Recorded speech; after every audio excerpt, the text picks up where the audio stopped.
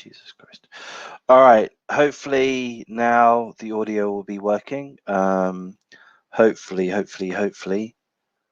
I made one mistake and then I made another. So I'm just waiting for confirmation that the audio is working. Still can't hear anything.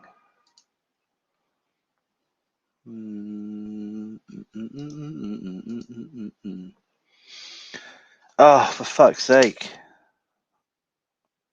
I had my headphones in. Is it going to work now?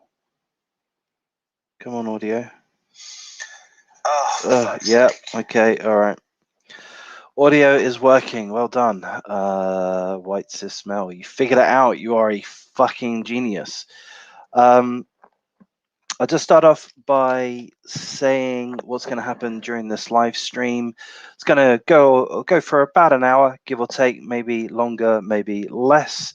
We shall see. And what's going to happen is we will be, hang on, I'm doing two things at once.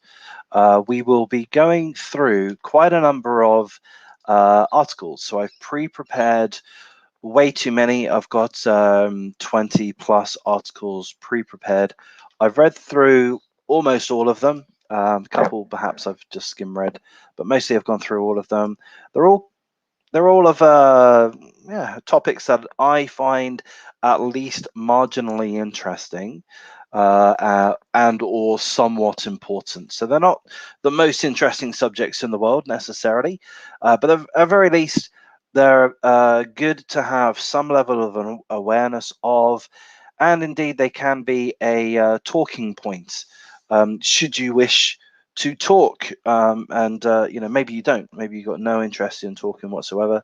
Oh, by the way, I'm fully aware that nobody's here watching currently. I'm talking to myself. Hopefully that will change.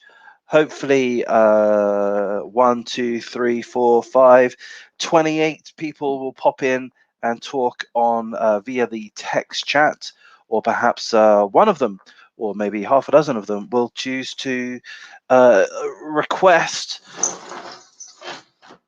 close the window. Request to become to come onto panel. So it is a live. It is a Streamyards panel. What does that mean? It means you can be ever so nice and politely request a link. Oh, hey there, White Cis Male. I would like to come up and talk about something. At which point I will say, well, okay, mate.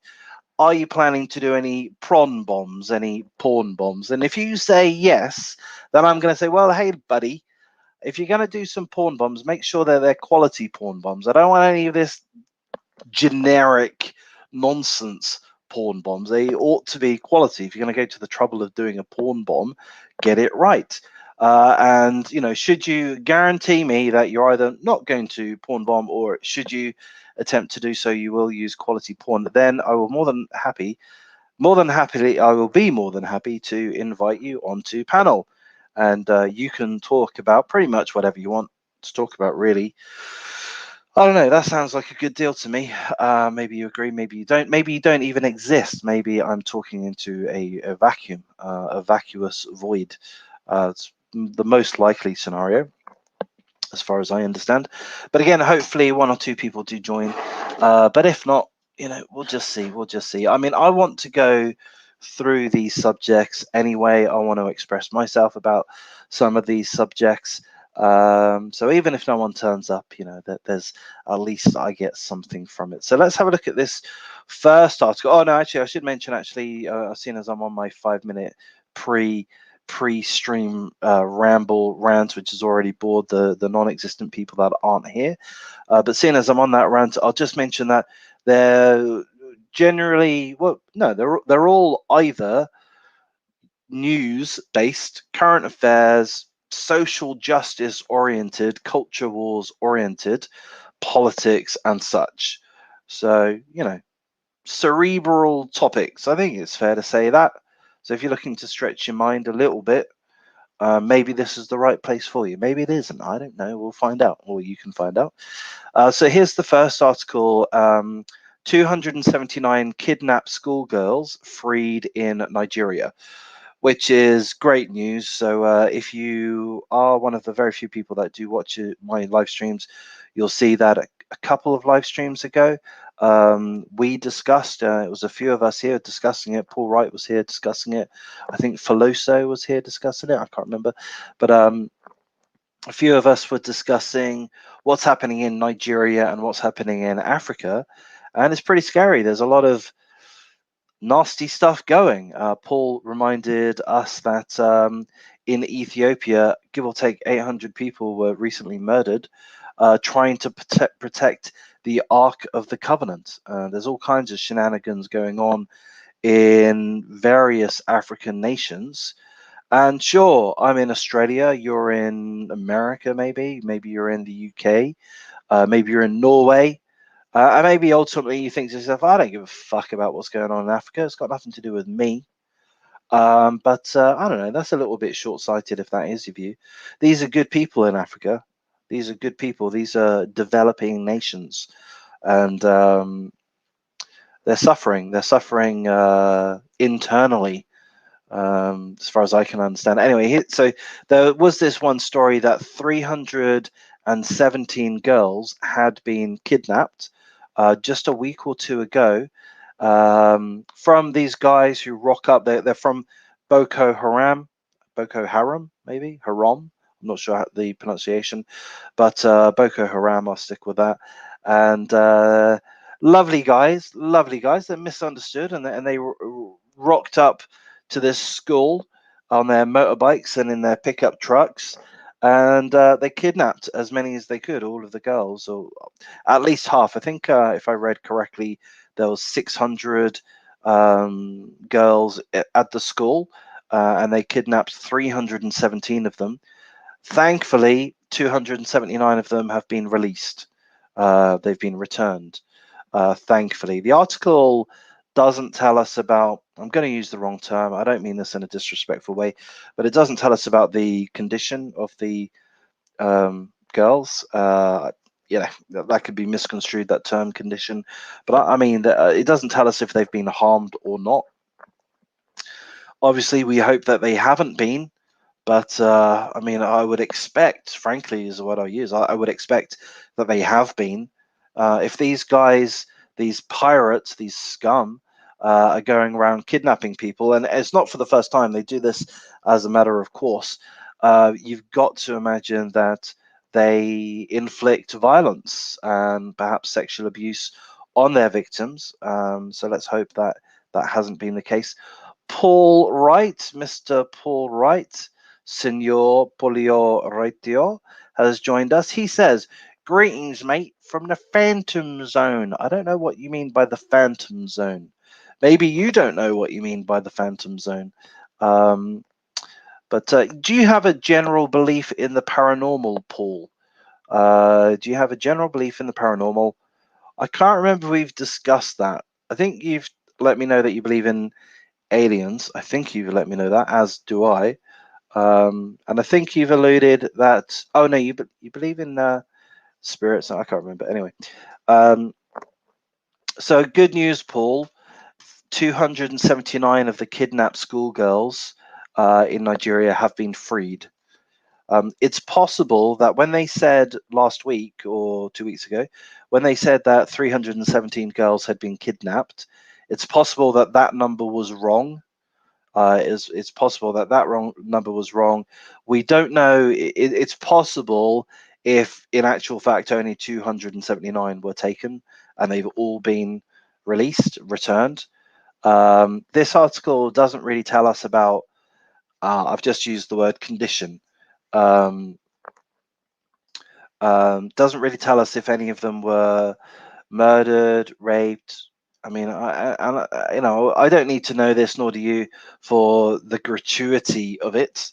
But I don't know. I mean, I would presume that these girls were very poorly treated, but very badly mistreated, I would presume. But even if they were, I guess we need to be very grateful that they've been returned.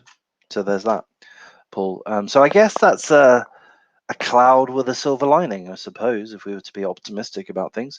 Paul Wright, Mr. Monsieur Polio Reitio, informs us that yes, indeed, he does believe in general paranormal activities, phenomenon.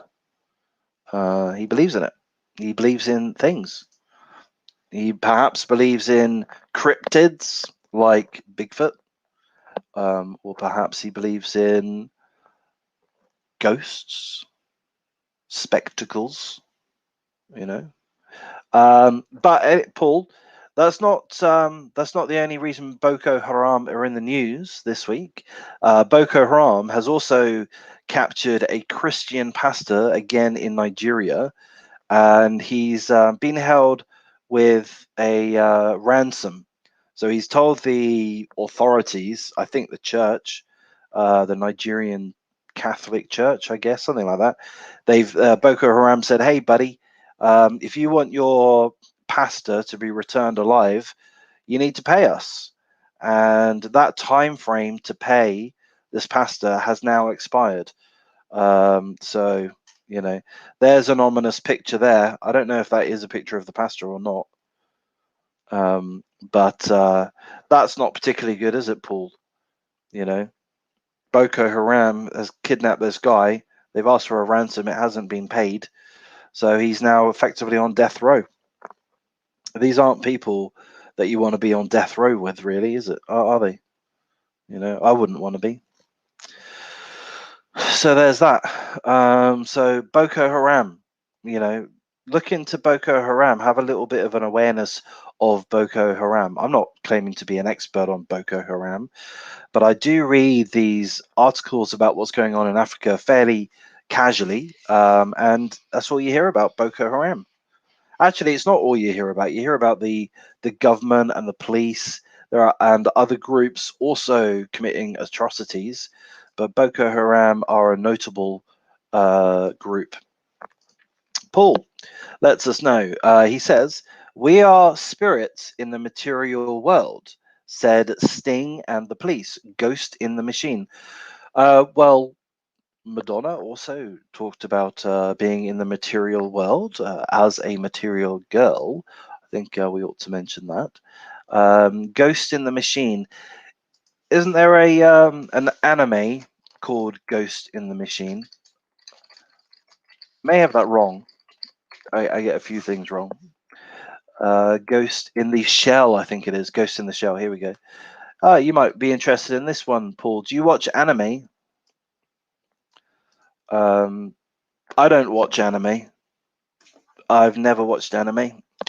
But Ghost in the Shell is, I think, the one of the most acclaimed anime series or movies, or something like that. Yeah. Yeah. So you might like that. I think Scarlett Johansson was in a remake of this, or and what do they call it?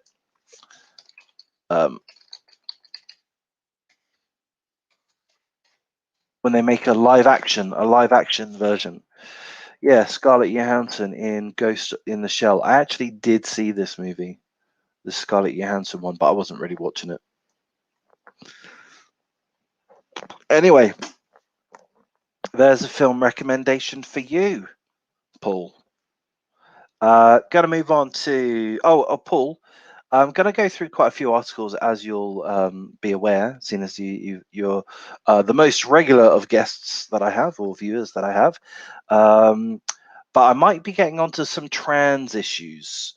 I've got quite a few lined up. I don't know if that's of interest to you.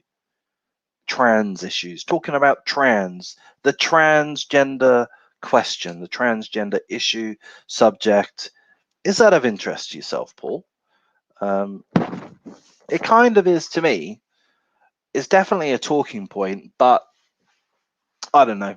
It's quite easy to dismiss the topic, and it's also a very contentious topic to talk about, very difficult to talk very openly and honestly in regards to the trans issue, without fear of being heckled or cancelled or blocked or that type of thing. You say the wrong thing, you're done for, mate.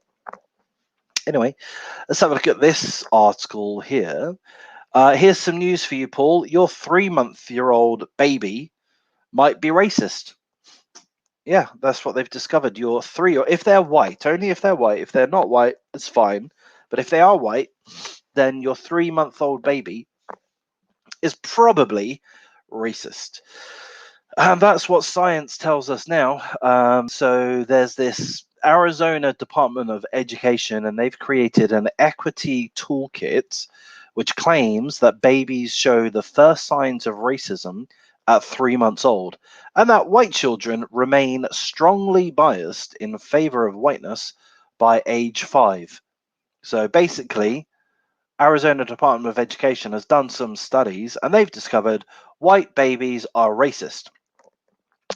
So hopefully you can see this image, but it says here, at birth, babies look equally at faces of all races.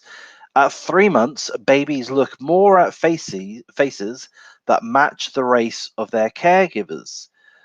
Children as young as 2 years use race to reason about people's behaviors. And that's from a study in 2008. By 30 months, most children use race to choose playmates, said a 1997 study.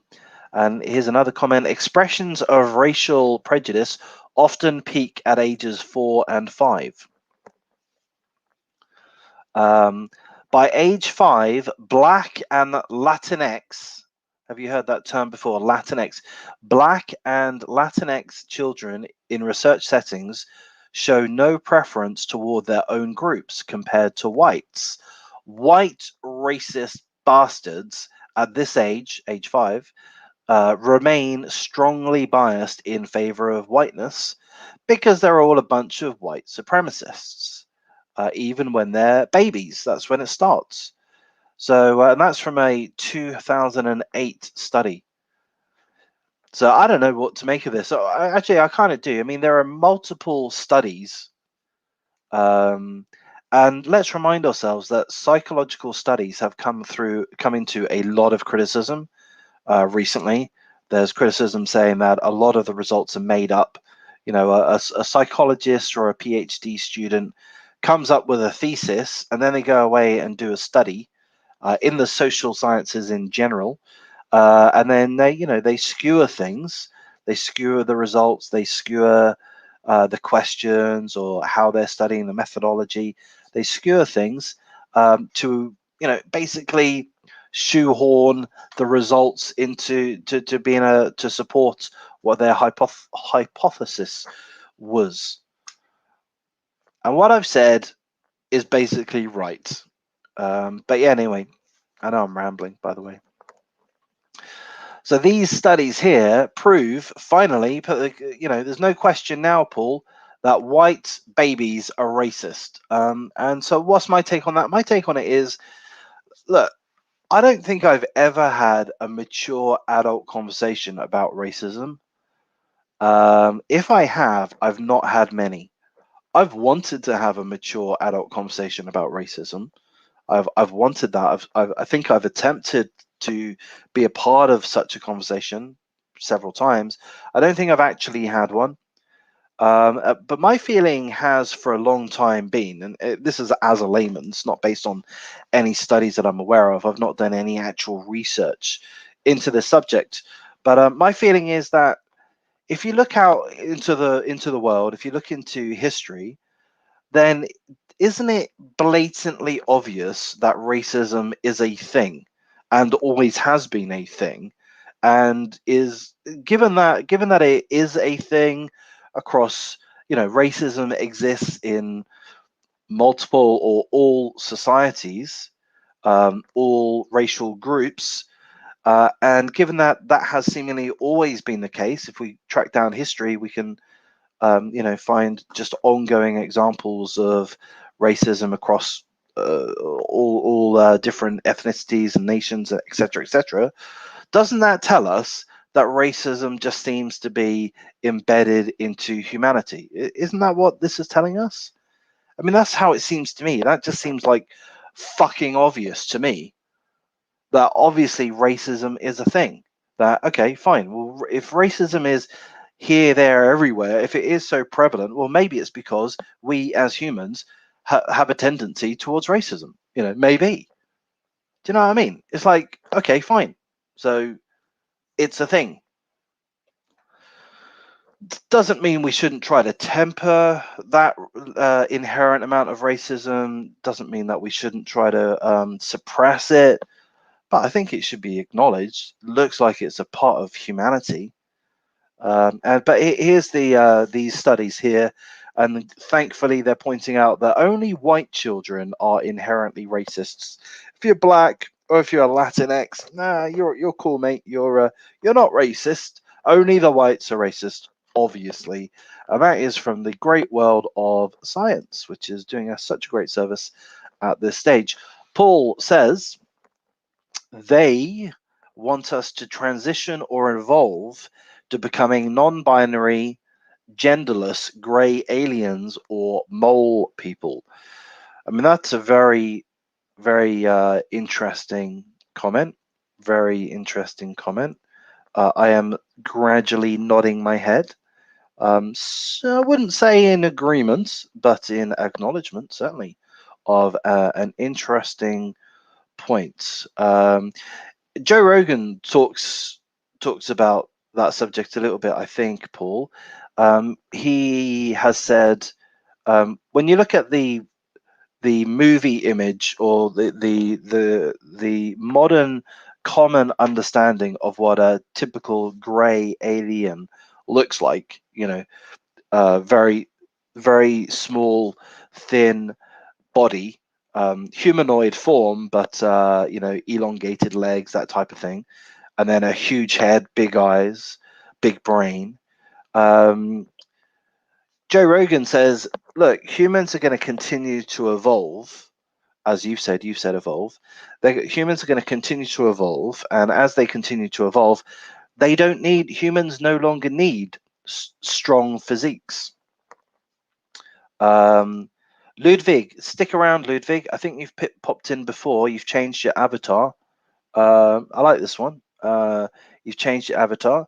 Love is the drug, and I need some more. Okay, great. Well, you need some love. Okay, good. All right. Well, we love you, Ludwig. You're amazing. We love you, mate. So stick around. Yeah. So Joe Rogan says that humans will evolve to have less physique about them, and if we're able to communicate telepathically, which if you look at Elon Musk's Neuralink, and there are other companies doing similar to Elon Musk's Neuralink, which proposes to put a chip inside your brain, at which point you'll be able to communicate telepathically, then there will be no need to speak. So you won't even need a big mouth, So I don't know what the point is there. My point, Paul, is that, again, your views are kind of out there, from my opinion, and I don't mean any offense by that whatsoever. They're kind of out there. But at the same time, I can see the logic, that would lead you to such a belief.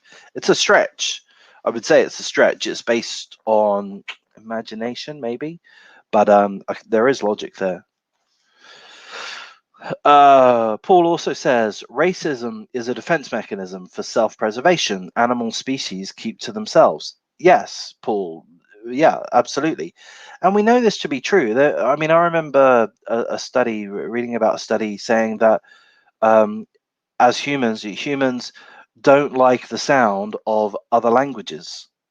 We find it grating. There's like scientific studies. I mean, it's only telling us common sense, but it grates us. So if you're Chinese and you hear English speakers, it will annoy you.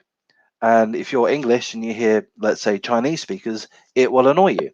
Or you're not as encompassing, if that's the right word, probably not embracing, of the noise of another person when they're using a different language. I don't know. I agree with that.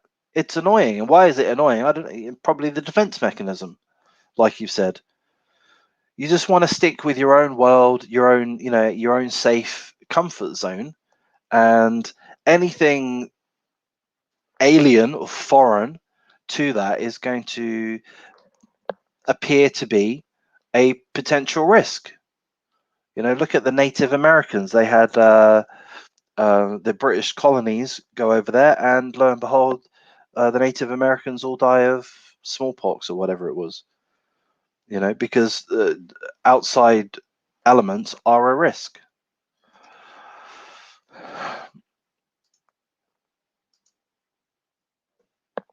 Talking about racism still. So it's okay. Look, if you're a white baby, then you're racist, right? We've established that. But also, if you're at university, this particular university, which is Cornell University and the Ivy League University, if you're at university, Ludwig, and you want to go rock climbing, well, you can. You can go rock climbing. In fact, they got a special club for you at the Cornell University to go rock climbing. There's only one slight catch. It's only available if you're not white. All right. So if you are white, Ludwig, you're shit out of luck, mate. You cannot go rock climbing into this specially organized group at Cornell University. Why can't you, Ludwig? Well, because you're a fucking whitey if you are white, And look, they don't want you there, mate. They don't want you there. It's for the people of color, yeah? The blacks, the Hispanics, the Asians, right? They don't want any fucking whiteys there. Don't you have your own fucking place you can go off to? Can't you go and play a fucking football or some other racist, systemic racist sport? Why do you have to go fucking rock climbing, you white bastard? Yeah, Ludwig?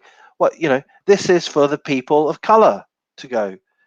So that's what they're doing. Cornell University was offering a racially segregated rock climbing class for their students' physical education. No whites allowed. So there's that.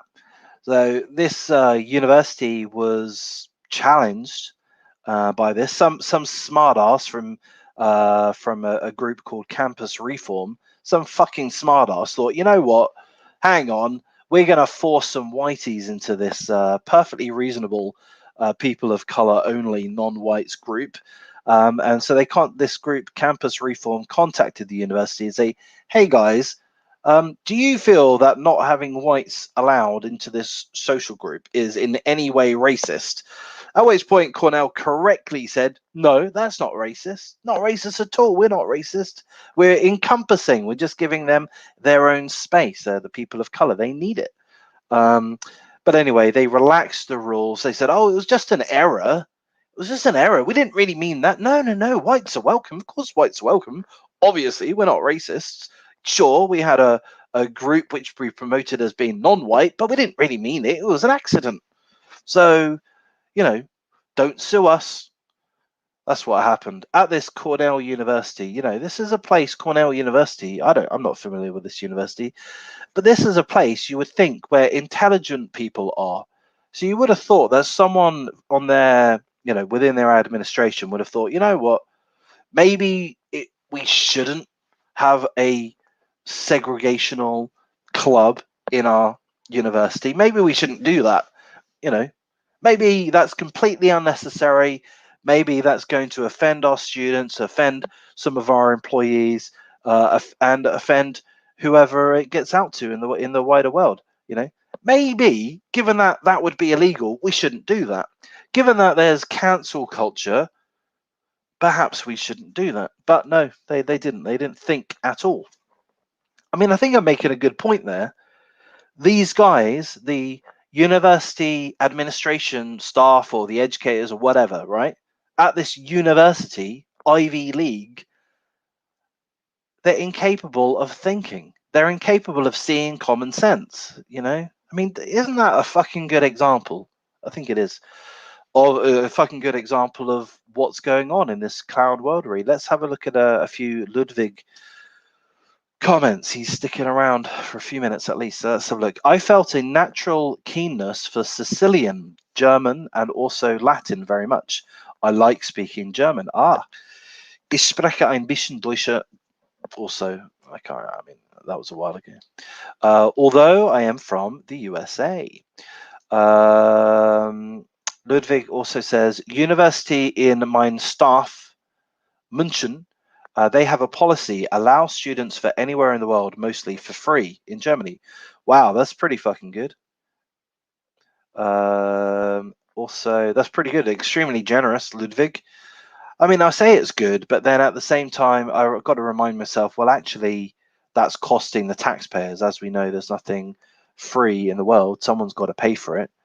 So as much as it is good for the non-paying student, it's not necessarily good for the taxpayer. Really, looks like they're perhaps being a little bit too generous there, Ludwig. Paul is singing a song, 99 Luftballons by Nina. Very good song. I won't sing it. Ludwig also says, the way I understand this, and please, Ludwig, do tell us the way you understand this and indeed other things. The way I understand this is practically they need the laborers skilled. Thus, that is why they import world population to the universities. They need the structure, capital S, to labor for their corpse, corporations. Okay, so I think Ludwig is alluding to the way, I'll say, governments in general, so not only the United States governments, but other governments, Germany, wherever else. He's saying, hey, look, countries, governments, they use universities as a tool to attract intelligent people from other nations and cause the brain drain. Yeah, I mean, you could be right, Ludwig. I really don't know. I'm not educated on that subject. Here's what I think, based on very little. But in Australia, where I'm at, the universities, there's way too many universities. There's fucking loads of them, and they're all prestigious. They've all got these massive campuses, these centuries old architecture in the CBDs and all of this bullshit. How can they afford all of that? Well, they charge like through the fucking arsehole. They charge like a bull, incredibly high, sick amounts of money to their students. Overwhelmingly, I believe I'm right in saying that there's overwhelmingly the students are from overseas, from China, a lot of them or most of them, but India as well. I think they do it as they are a corporation. The universities are in Australia corporations, as they are in America, I believe. But they're doing it for the money. I don't even know if it's. I mean, I guess the universities, their agenda is the money, and maybe you're right, Ludwig, that the government is saying, okay, we'll help you, the university, in whatever way we can. We'll subsidize you. I think that's the thing that happens in America. We'll subsidize you. We'll, allow you to maintain this mystique, grandeur. Not really pronounced that, articulated that very well, but we'll continue to promote universities in general so that you can pretend to be prestigious organizations so that you can make all of your tens of millions of dollars per year. Anyway, Paul says, my comment was deleted by the Google team because it was too controversial.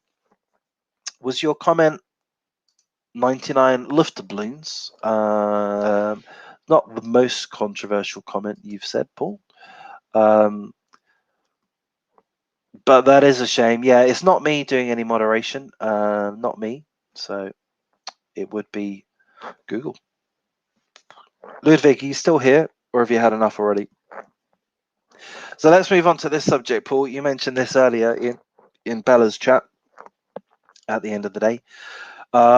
6 Dr. Zeus books won't be published because of racist and insensitive imagery.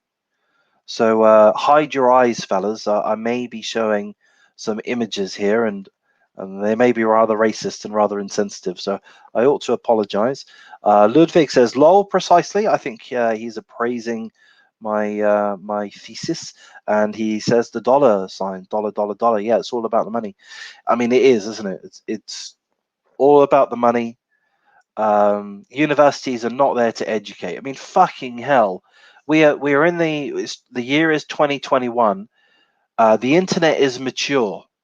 The internet has been around for, I mean, however long, but solidly it's been around 20 years at least. Solidly.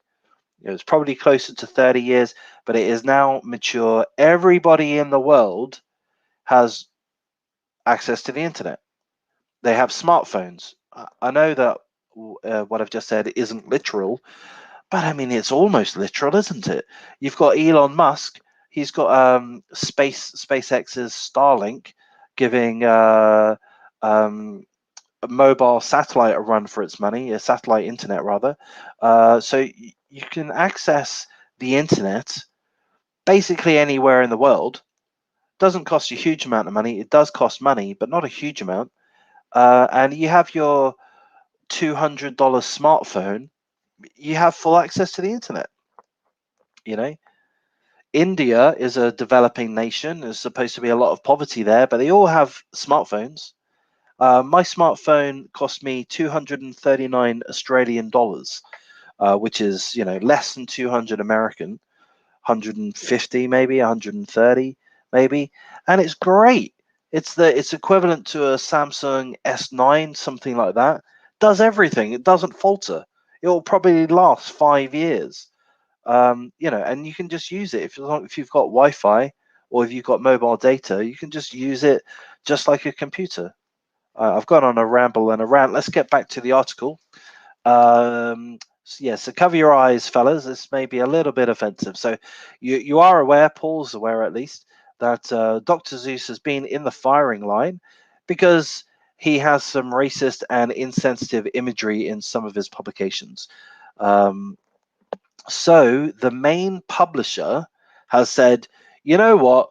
We are all about the dollars, but fuck it.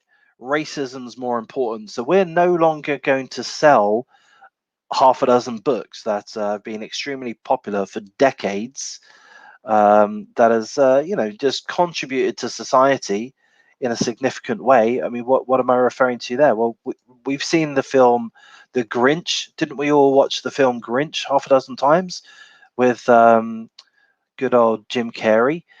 We've seen The Grinch, and you can go to the Universal Studios theme park, and if my computer is going to work, which maybe it won't, but you can go to the Universal Studios theme park, and they have an attraction based on Dr. Zeus and his drawings. So this is big dollars. Dr. Zeus isn't small fry. This is a big IP. This is big intellectual property. Tell me, Ludwig, tell me, Paul, why have they decided to cancel Dr. Zeus? I don't get it. Because if it's all about the money, which it is, then they've just chopped off a very significant source of revenue for themselves. Look, I mean, people buy Dr. Zeus merchandise. This isn't small. And by the way, people are buying it a lot. So on eBay and on Amazon, if you've got any old Dr. Zeus books or merchandise or paraphernalia kicking around your abode, then stick it on eBay, stick it on Amazon. Yeah, go down to your local thrift stores and buy all of your Dr. Zeus books for 20 cents each. Put them on eBay for $20 each, because that's what's literally happening right now. Okay, Ludwig says, I can take a shot at this one. I was reflecting on it earlier today. Okay, here we go. Those Dr. Zeus books, you know how they're stylized. Okay, you know how they're stylized, the writing, or they stylize the writing, are dark magic spells. Intriguing. Ludwig believes or suspects that the rhymes and the method of the stylized writing is a magic spell. Could be magic spells. Ceremonial magic with real life consequences of those who read them aloud. The consequences such as sparking the imagination, improving one's English, learning a little bit of grammar, learning a little bit of fun, maybe. I can't really remember Dr. Zeus much. I remember I must have read the Green Ham one. I must have read that. But without needing to remember it, I know that it's very rhythmical and rhyme based. And Paul, you must love Dr. Seuss. Paul, you speak in a Dr. Seuss style, that eclecticism. Paul, okay, well, let's finish off what Ludwig is saying, or bringing demons into a realm. So Ludwig suspects that perhaps they're right to ban the Dr. Seuss books, although they've not banned all of them, because they could be spells that are conjuring demons into the world. Like we know this to be true. We watched Ghostbusters. We saw demon dogs being conjured.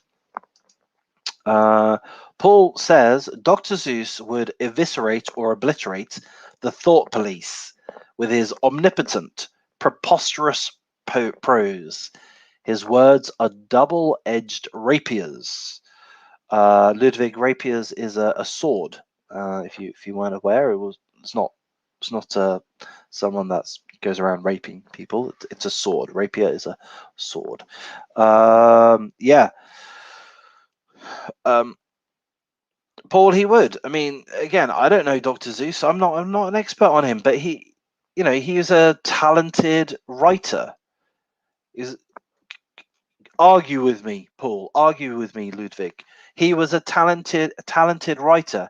How could he not be considered a major artist when when multiple of his creations has spanned spanned decades, has been embraced by generation after generation, both in the writing and the artwork. He's responsible for both, I believe. How can you say that he's not an artist? How can they argue that?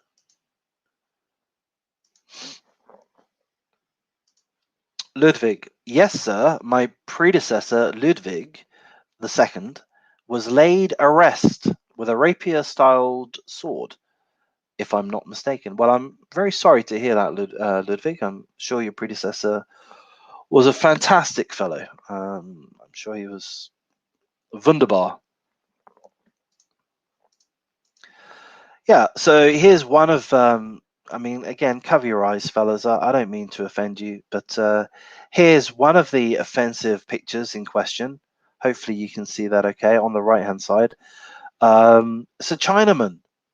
It's an Oriental-looking Chinaman with chopsticks in his hands, and he's got little wooden pegs on the soles of his feet, and he's wearing, a lampshade as a hat. And this is a stereotype. This is a stereotype of a Chinaman. And because it's a stereotype, he's now a racist. Look, this is the world in which Trudeau did blackface several times. He did blackface several times. So, I mean, I don't get it. Why are we causing a big fucking fuss about Dr. Seuss, other than the summoning demons, other than that? Why are we causing a fuss about that, and we're cancelling Dr. Seuss, even though it generates big money for big companies, Universal Studios here, as an example? Why are they destroying this company, this franchise, this artist, discrediting them, when it's okay for Trudeau to go in blackface? It's okay for the other guys to go in blackface.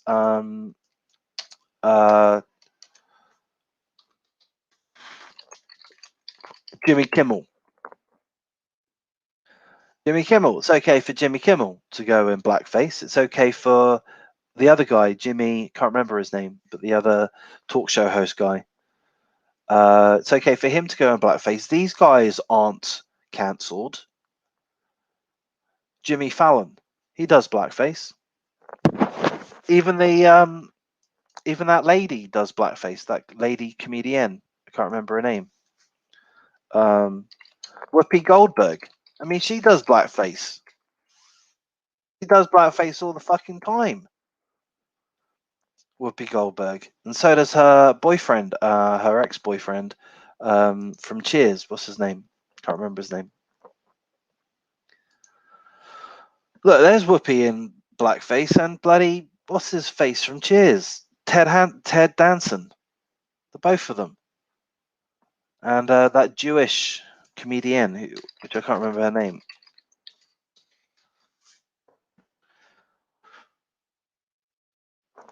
Yeah, this one, Sarah Silverman. She's in blackface. She's not being cancelled. We've got Little Britain. This Google search has brought up Little Britain. You may not be aware of Little Britain. Paul, do you know Little Britain? Comedy show. It's worth watching. Oh, Ludwig, good night. Thanks for joining. Thanks for contributing. Come again, please. Please subscribe. Whatever. Come back. Blah blah blah. All right, mate. You have a good one. Little Britain. They did blackface. And they've been cancelled or they've been attacked for doing blackface. It just seems bullshit to me. It just seems inconsistent. There are double standards. It doesn't make any sense why the publishers would just cancel their own IP, their own property.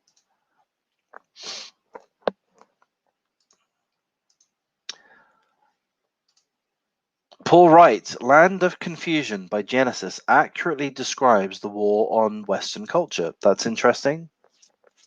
I shall look that up. Land of Confusion. Of course, when I hear that song title, I think of Ball of Confusion by The Temptations. Oh, that's an interesting music video with spitting image characters.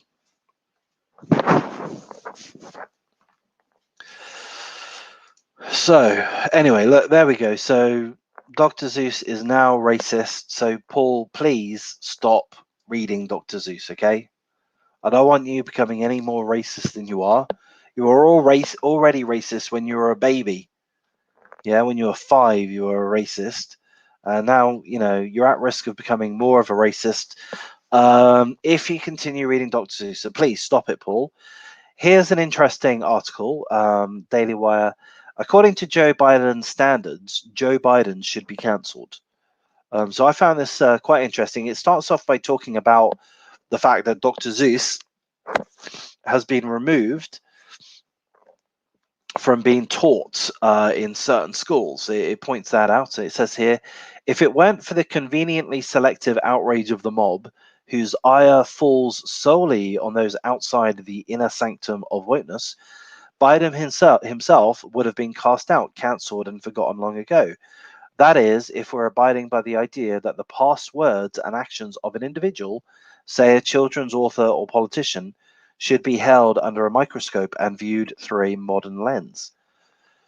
So yeah, I mean, this article here is pointing out, hey, look, guys, if you want to ban Dr. Seuss because apparently some of the imagery that he was responsible for was offensive, even though it was, you know, wasn't offensive at the time that it was created, but seemingly were to be offended at this stage, well, then you've got to put that same level of scrutiny to others. And that's why I've mentioned about those people that have done blackface, Jimmy Fallon, Jimmy Kimmel, who haven't had their experience of being cancelled yet.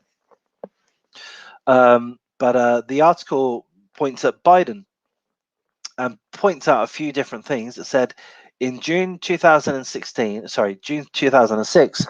Biden was filmed telling an Indian American voter, you cannot go to a 7-Eleven or a Dunkin' Donuts unless you have a slight Indian accent. I'm not joking. So that would be considered a racist comment now, if we're going to apply the same standards. In August of 2019, in an apparent attempt to offer support for impoverished children, Biden had an apparent Freudian slip saying we have this notion that somehow if you're poor, you cannot do it.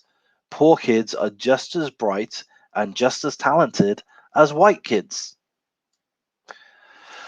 So that's like a racist comment. So I'm boring you, I'm boring myself, but basically there's several examples of Biden being racist. Yet he gets a pass. That's okay. He said it in the past. We're to forget that. We're to move on. But not these other people, not Dr. Zeus. Dr. Zeus. He said things or illustrated things in the past, and we're to be offended at that now. We must cancel him. Paul says,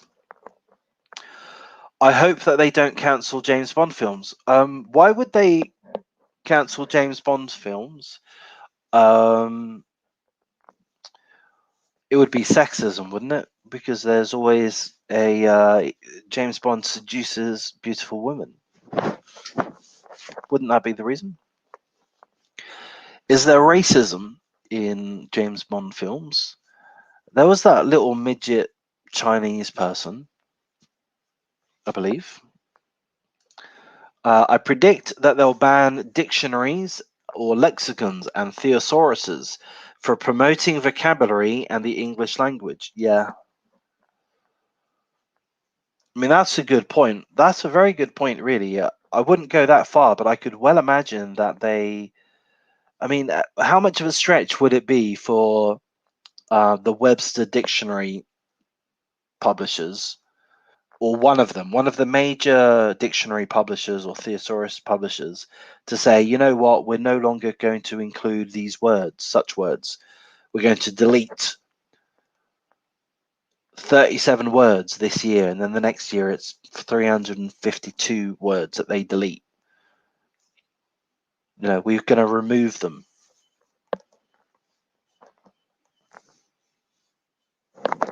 It is interesting. I mean, words. I mean, because last live stream we were talking about the N word, or I was talking about the N word. To me, it seems, the N word in the year 2021, the N word doesn't mean the same thing as it meant in the year 1950 or the year 1960. It just does not mean the same thing. Can be used. It can have the same meaning in some instances, but a very low percentage. Yet we're all to treat the N word as if it's this sacrilegious word. It's just like just another word. That's what it is. It's okay for one group of people to say it, not okay for another group. Well, that's racist. That's segregationist. Paul says, yes, retroactively for having a strong white man. Paul is pointing out. Are you pointing out, Paul, that Dr. Zeus is white himself, or was white? Or are you suggesting? I don't know if that's Dr. Zeus. I guess it is. And if it is, then I mean, he looks like a white guy to me. I mean, nowadays, this seemingly, with what I read and such, there seems to be such a question on who is white. There seems to be this purity spiral. Are you white? Are are such and such people white? They're not white enough, and that kind of thing. And I don't really think that purity spiral is coming from the white nationalists or the white supremacists. I think it's coming from just questioning the subject in general, and that subject in general is being pushed by the left. It's the left which is saying racist, racist, racist. White babies are racist. That people of color need to have their own social groups where there's no non-whites. It's the left that are doing all of that, and I think that people on the right, or the people that oppose the left, they're the ones saying, well, this doesn't really make a great deal of sense, does it? That's my view. Paul, is there anything that you wanted to discuss today? You know what, Paul? I'm not going to go through the trans subject. I keep doing this. I keep preparing the trans subject, and I never manage to go through it, and I don't have the energy to do it now. But I think I should. I want to go through the trans subject I think it's a very. I'm not going to do it now. I mean, at some point I should. I think it's a very difficult subject to go through, challenging subject, the trans subject, and I think it's kind of important, perhaps, to go through the trans subject, because it is so challenging, because it can offend so many people. So instead of self-censoring myself and being, let's say, scared to go through the subject because I don't want to offend anyone, or more honestly, I don't want to be cancelled. I think it's better just to take that subject head on.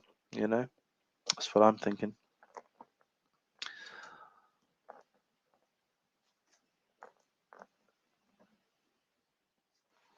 So, Paul, was there anything that you wanted to discuss? Anything you wanted to add to any of the subjects that we've gone over, or anything else? How are you doing? Are you all good? How's life in Illinois?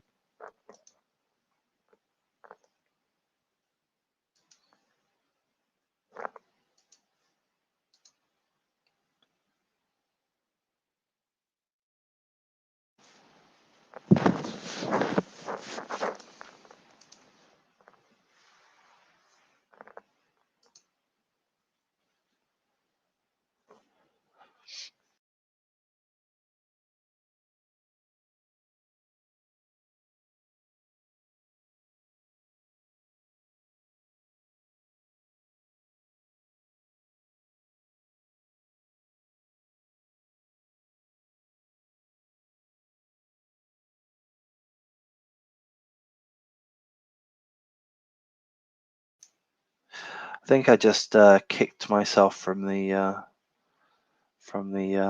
broadcast, but back now. Anything else you wanted to go over there, Paul? If not, I think I might call it quits at this point.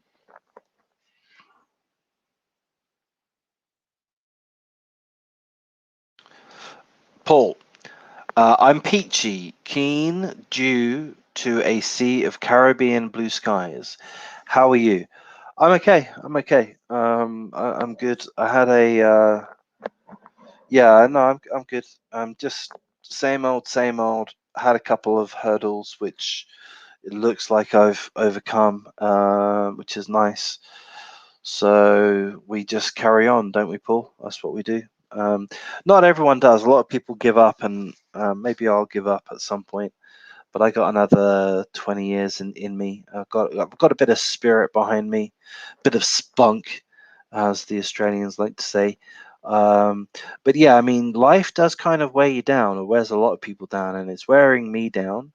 But I think I've got enough energy just to proceed. Might be, I should have said enough interest to proceed. I'm losing interest. Does that make sense? It sounds like I'm depressed, doesn't it? I'm finding life a little less intriguing than it was. I'm finding that, as arrogant as I am, that it just feels like I know what's happening. Do you know what I mean? It feels like, I don't know, it feels like there's not much worth striving for. There's no grand goals that I'm going to achieve in any area of my life.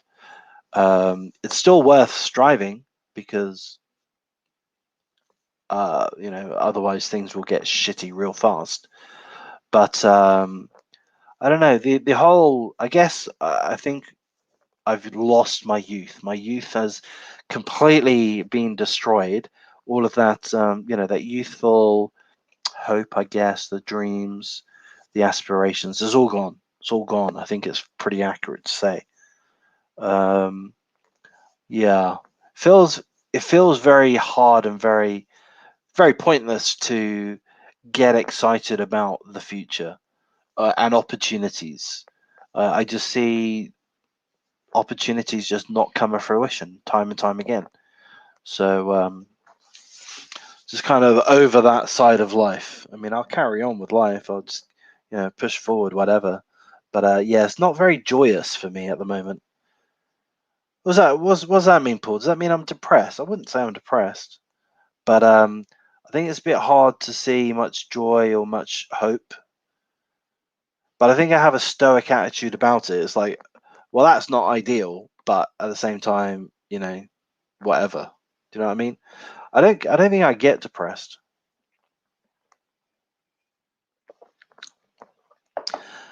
And to be more succinct, how am I? I think I'm doing okay. I think, what are you going to do? What are you going to do? You just got to carry on, isn't it? There we go. There we go, Paul.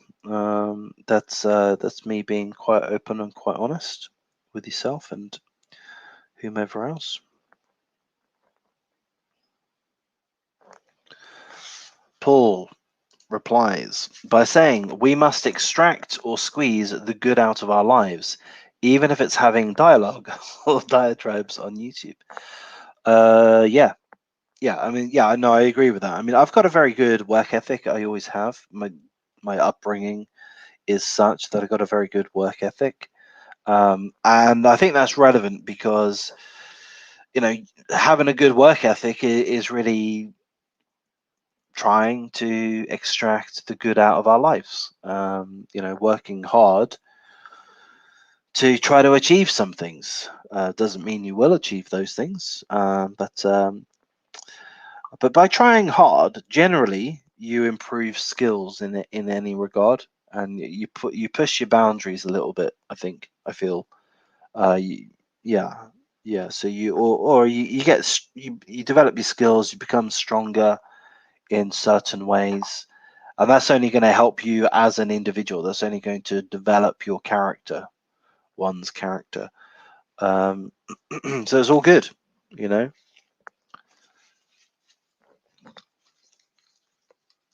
Trials and tribulations make us stronger.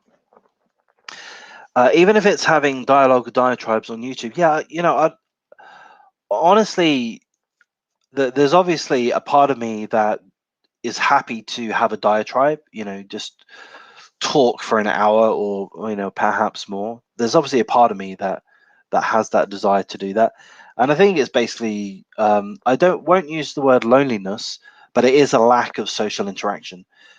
But more than that, it's a lack of intellectual conversation, is what I feel, Paul. I just feel that there's, I've got a desire to have some mature adult conversations, and I'm not finding the opportunities to do that. I mean, there are live streams. I mentioned before, I used to go to an online chat forum, which was kind of similar to just a live stream, really, but it was more easy to go on and talk to people and to have adult conversations. It was in some forums it was easy, but I'm finding on YouTube there are live streams, and there are live streams that I like, but the subjects they steer away from the political subjects is what I'm finding. And I don't know, to me that's like, okay, well, that's nice, that's pleasant, but I don't know, I want to stretch my brain at some point. We're familiar strangers, but I consider you a friend. Oh, that's very nice, Paul. That's very sweet. I would say I consider you as a friend. In some regards, I don't. I used to use the word friend in a very serious way. I feel I had one friend in particular who was extremely important to me, and I've in my experience, my online friends are extremely fickle. Not just mine, but that has been my experience. My experience, and a lot of other people's experience. Online friends are very much fair weather friends. You can be very friendly with someone 1 minute, and then you're not. All of a sudden, it happens time and time again. It's happened to me time and time again, and I'm kind of over it, to be honest, Paul. Do you know what I mean? Does that make sense to you? Can you relate to that?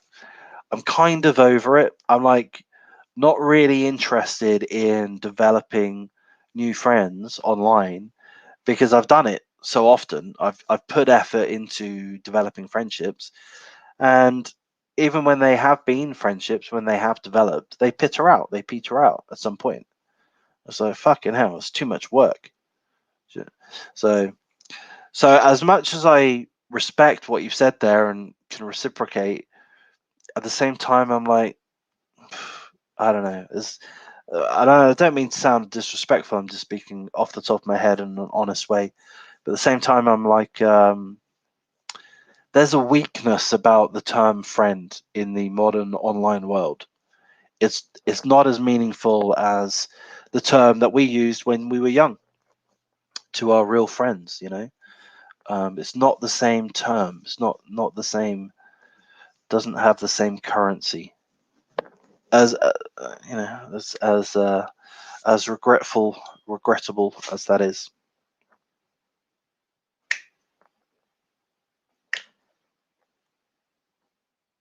There was my meaningless comment in regards to that. So Paul, I'm going to wrap up again. Thank you very, very much for being here. It's really good. I really appreciate the support. What I used to do, I haven't really done it so much of late, but I used to go to people's YouTube channels when they only had a few subscribers or such, and I like giving them that support. And I'd subscribe and I'd watch their videos and contribute as best I could. It's nice to give someone a little bit of support, and so I can see you doing the same, Paul. I appreciate that a great deal.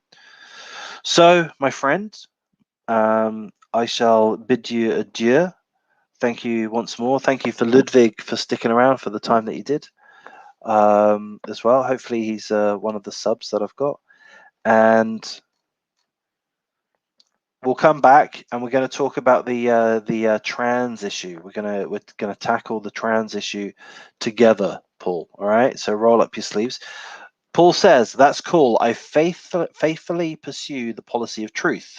We can be chums or mates. Yes, sir. We are chums and mates. No question in regards to that whatsoever." Okay. All right, mate. So yes, I too faithfully pursue the policy of truth. Not entirely, because I'm human, but largely. And I always have, by the way, Paul. I've always been honest, generally, and I've always struggled to understand the purpose of being dishonest. And I've always failed to be dishonest effectively. I'm really bad at it. So yeah, I prefer to go the honest route as my chosen path in life.